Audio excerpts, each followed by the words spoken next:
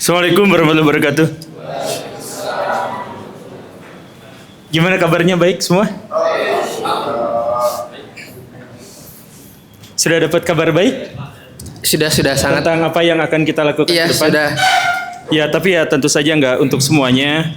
Jadi, saya juga sebenarnya, kami juga sebenarnya sangat membutuhkan. Ini suka mati-mati. Suka mati-mati. Butuh bantuan dari teman-teman, tapi nanti teman-teman juga akan kita bantu. Kemarin Pak Denny Darko malam di sini hadir semua ya? Tapi ada yang semalam hadir sekarang nggak hadir ya? Belum datang kali. Oh, belum datang. Iya, saya tuh baru kepikiran, kan saya juga kenal sama figur-figur seperti itu, dan mereka juga punya banyak koneksi, punya banyak relasi, dan punya banyak kesempatan. Semoga kita bisa kerjasama ke depan. Tapi teman-teman, saya mau ngomong sedikit saja. Saya punya waktu berapa detik? 30. 30 menit. Panjang ya, 30. Ya, nggak apa-apa lah. Tadinya mau ngobrol doang sih tentang apa yang nanti ini ya, kritik saran biar ke depan kita nanti ngadain kombat ketiga, kemudian kita rehat. Nah, jadi alumni kombat 1, 2, 3 kita susun dan kita coba gimana caranya untuk sama-sama menaikkan tingkat kesejahteraan. Setelah itu rehat, terus kita lanjut lagi gitu. Nah, tapi di luar itu nanti kalau ada yang mau ditanyakan juga boleh. Kalau ada yang mau ngeritik, boleh banget. Mau ngasih saran, boleh banget. Ini tuh baru acara kita yang kedua. Jadi saya mohon maaf, mungkin masih banyak sekali hal-hal yang, dan termasuk bahkan panitia pun baru tahu kalau ngadain malam, apalagi malam Jumat. Ada yasinan. Tapi Pak Guru mungkin langsung dijawab. Tadi ada yang coba kritik saran ke. Oh iya, apa emang? Kritik sarannya adalah kita kan namanya kombat. Tapi ternyata yang datang itu adalah orang-orang yang sebetulnya pengen nyari relasi dan pelatihan. Jadi enggak, namanya itu tidak sesuai dengan apa yang datang ke sini gitu. Karena si yang orang punya hutangnya tuh minoritas. Betul, Mas. Nah, apakah namanya kalau kita bikin lagi ke depannya ganti nama lagi misalkan jadi komunitas pelatihan gitu atau apa gitu. Karena tujuannya memang ke situ. Kalau nanti yang daftarnya beda, ya berarti yang daftarnya ayo kita marahin. Ya kan kita nawarinnya sama yang jawabannya sama berarti dengan saya tadi. Nah, tapi gini nih. Mata uang pertama di dunia itu kan sebenarnya adalah utang. Mata uang pertama di dunia tuh. Jadi mata uang pertama di dunia tuh yang paling awal gitu ya, yang dijadikan konsensus masyarakat bersama, itu adalah gini. Kuy, benerin rumah saya lah. Nanti kalau rumah kamu yang rusak, saya benerin balik. Nah, itu adalah mata uang yang pertama di dunia. Nah, jadi bukan barter, apa ya? Ya itu berhutang, hutang budi. Hutang budi. Jadi, kamu baru nangkap ikan ya? Iya. Keluarga saya belum makan. Boleh nggak minta 2? Nanti besok kalau saya berburu, saya kasih kamu. Nah, hutang budi lah, itulah yang menjadi awal mula dari mata uang. Jadi, ketika teman-teman datang ke sini, kita tuh sering bertukar utang budi. Siapa di sini budi? Kita marahin. Nah, seperti itu. Jadi, saya pikir namanya belum, tapi kalau nanti teman-teman punya gagasan baru, misalkan ya, kayak Bapak nanti saya mau mendirikan di satu tempat, karena di sini kebanyakan adalah orang yang mau nyari relasi bisnis, mengkoneksikan dan lain-lain, ya boleh, nggak apa-apa. Tapi nanti si kombatnya itu, ya misalkan ya, saya minta bantuan Bapak ngadain kombat di tempat mana gitu. Nanti kita supply semua beban dan tanggung jawabnya. Kan utang budi. Ya kurang lebih begitulah kalau ini. Tapi sarannya akan kita pertimbangkan. Cuman memang sekali lagi ya, prioritasnya kita tuh mau nolong orang yang berhutang. Cuman kita pernah bahas ya, orang yang berhutang itu cenderung malu untuk datang ke tempat-tempat yang seperti ini. Dan kita juga sebenarnya malu-malu untuk mendatangkan orang yang menjadi konsultannya. Memang seperti itu, namanya juga berhutang, siapa juga yang mau ketahuan bahwa dirinya berhutang gitu. Begitu. Ada lagi yang mau disaran kritik? Oh iya sih. Soalnya teman saya waktu itu di Jogja pernah mengadakan pengabdian masyarakat. Oke. Itu kan untuk bagaimana cara si UMKM itu untuk mengatur keuangan, itulah. Ujung-ujungnya si pesertanya itu, si UMKM itu kebanyakan minta dilunasin hutangnya, bukan untuk itu. Jadi kedepannya untuk mengadakan kombat lagi itu kebanyakan yang mengikuti itu cenderung lebih ke orang nggak punya skill, ke pelatihan itu sama menjalin relasi untuk bisnisnya kemungkinan lebih besar di masa depan. Itu aja sih kritik saya. Ya, oke. Terima kasih. Beri tepuk tangan seikhlasnya. Nah, yang nggak tepuk tangan nggak ikhlas tuh. Ya, terima kasih banyak. Memang. Dan kita juga ya, mana Binta tadi hilang. Kita juga sering di WA, Kang, persis sama seperti yang Bapak ceritakan. Kita buka komunitas bebas utang. Wah, tolong hutangin. Ada yang sampai jadi hater saya, ada yang sampai nge-spam setiap video saya upload, dia nge-spam terus. Ya intinya mah adalah nagih, karena dia minta untuk, Pak, saya punya hutang, rumah saya belum diselesaikan, tolong rumahnya diselesaikan. Itu gitu. Dan ketika ditolak, marah-marah dan langsung nyepam terus. Kapan rumah ini, salam buat admin, karena nyerangnya ke admin saya itu. Ya seperti itu, di IG seperti itu, di ini juga seperti itu gitu. Jadi malah kita yang dianggap kurang sopan. Orang tua kok nggak mau bantu ya, dan ya, tapi ya kita juga bingung sih mau ngomongnya seperti apa. Kita juga memiliki keterbatasan, tapi bahkan ketika kita memiliki peluang, kita tetap tidak akan bayar lunas utangnya kan. Kita nggak akan kasih rumahnya gitu. Ini forumnya bukan untuk seperti itu. Dan ngomong-ngomong soal itu, saya tuh pengen menyampaikan dari kemarin, ada wasiat dari teman saya, nggak ada sakunya nih.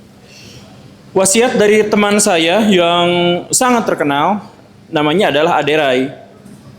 Orangnya deket sini, dan kalau mau datanglah ke gymnya, santun sekali orangnya, baik sekali orangnya. Nah, Aderai itu pernah ngomong sama saya, ngangkat barbel tuh kayak nggak ada kerjaan kan, kayak nggak ada kerjaan, tapi sebenarnya itu adalah membebani otot kita, dan dampaknya apa? Otot kita tuh jadi lebih kuat. Dan ketika otot kita jadi lebih kuat, apa faedahnya? Salah satu faedahnya adalah kita bisa mengangkat lebih berat beban daripada orang lain. Begitu kan? Nah, ini adalah satu hal yang jarang dipahami oleh masyarakat kita, bahwa ternyata mental kita juga seperti itu.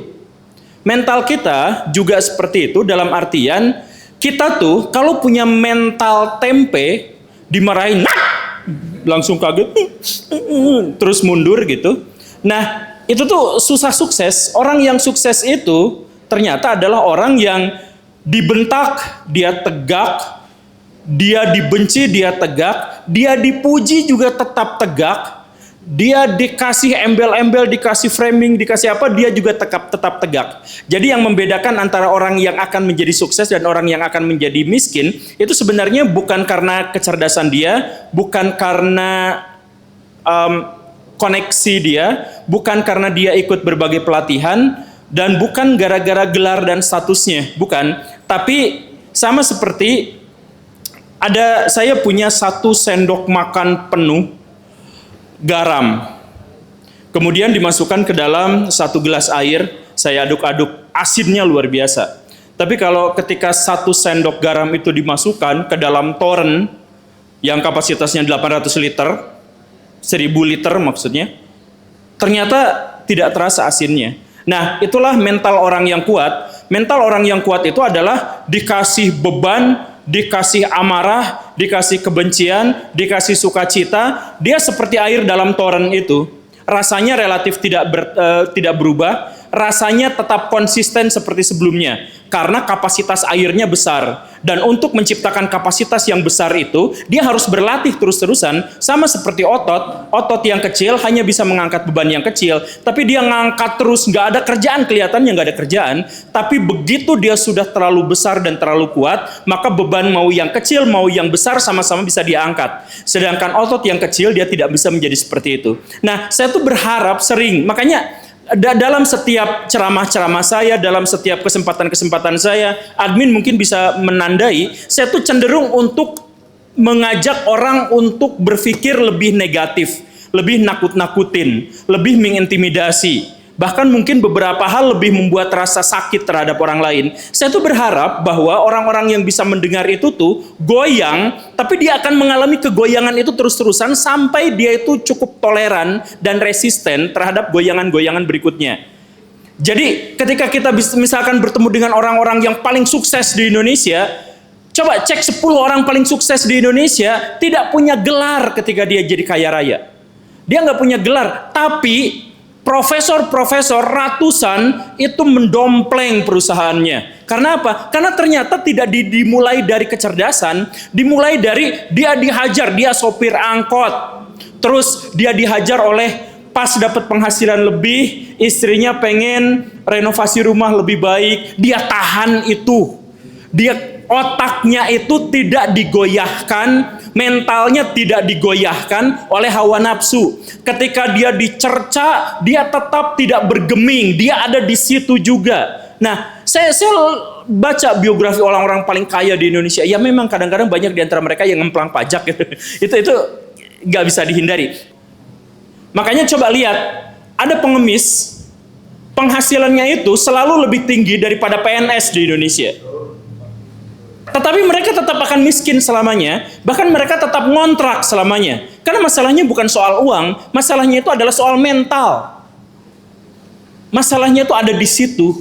Makanya kemarin tuh pas ada yang bertanya, ini bagaimana? Saya masalahnya itu, selesaikan aja itu di situ gitu.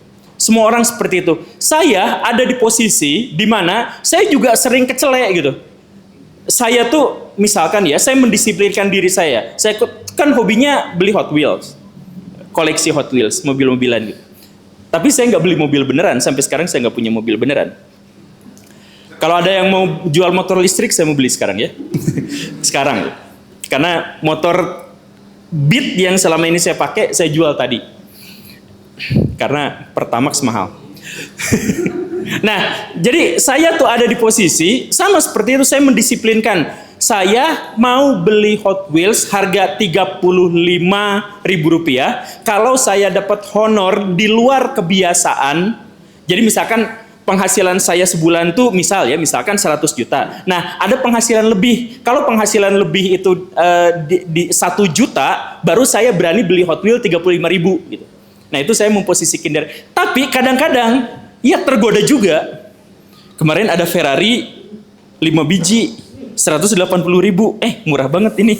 Kan Ferrari baru kemarin kontrak Hot Wheels dengan Ferrari itu putus nyambung kan. Jadi ini kayaknya bakal jadi langka nih, saya harus beli gitu. Terpaksa beli walaupun saya belum punya penghasilan itu. Nah, kadang-kadang saya juga seperti itu, tapi setidaknya saya tuh menyadari bahwa itu adalah sebuah pelanggaran. Jadi maksudnya adalah untuk menjadi sukses, untuk menjadi kaya, profesor, doktor tidak cukup. Untuk menjadi sukses, menjadi kaya, koneksi dengan orang kaya juga tidak cukup. Pertemanan dengan orang-orang hebat juga tidak cukup. Yang paling utama di antara semuanya itu adalah seperti air dalam toren itu. Ketika kita digoda hawa nafsu sekian, dikasih amarah sekian, dikasih kekecewaan sekian, apakah kita tuh goyah atau tidak? Saya sempat mengamati petarung-petarung MMA, karena saya suka MMA, gelut-gelutan yang gak jelas itu. Petarung-petarung MMA itu punya kebiasaan yang khas, di mana kalau ada seorang petarung yang tidak pernah kalah atau hampir tidak pernah kalah, terus mengalami kekalahan brutal, maka berikut-berikutnya dia tuh nggak bisa menang, kalah terus. Saya mengamati itu, mungkin ada di antara Bapak Ibu yang juga mengamati itu. Setelah dilihat-lihat, masalahnya itu apa? Masalahnya ketika dia dikalahkan untuk pertama kalinya, yang jatuh itu bukan fisiknya, tapi mentalnya. Awalnya dia merasa saya tidak terkalahkan.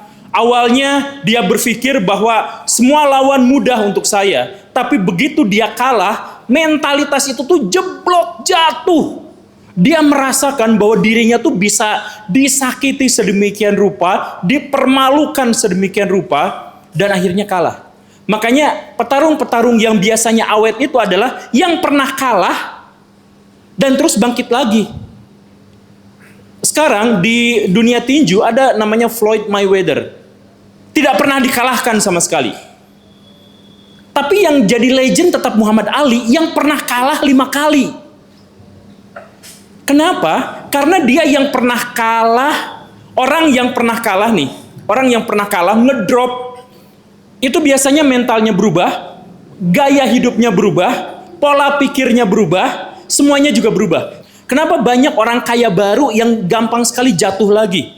Karena apa? Begitu dia kaya raya langsung beli mobil, langsung renovasi rumah, langsung nambah istri, dan lain sebagainya. Di desa-desa lihat, begitu mudah orang korupsi, langsung beli ini dan itu, dan langsung drop lagi. Ternyata itu masalahnya. Masalahnya adalah di mental. Jadi biarkan kita mengalami kegagalan, biarkan kita mengalami rasa sakit hati yang perih, gak apa-apa. Tapi jadikan itu sebagai barbel, agar otot-otot dalam mental kita menjadi semakin kuat, semakin besar, sehingga di kemudian hari hantaman yang besar tidak akan mengubah karakter kita, tidak akan mengubah komitmen kita, dan dengan itulah orang-orang paling kaya, paling sukses, paling bermanfaat di dunia itu terlahir. Jadi mari kita sama-sama olahraga mental. Ayo kita diskusi. Kalau masih ada waktu. Masih ada waktu? Apa? Oh, sampai Pak Antoni datang.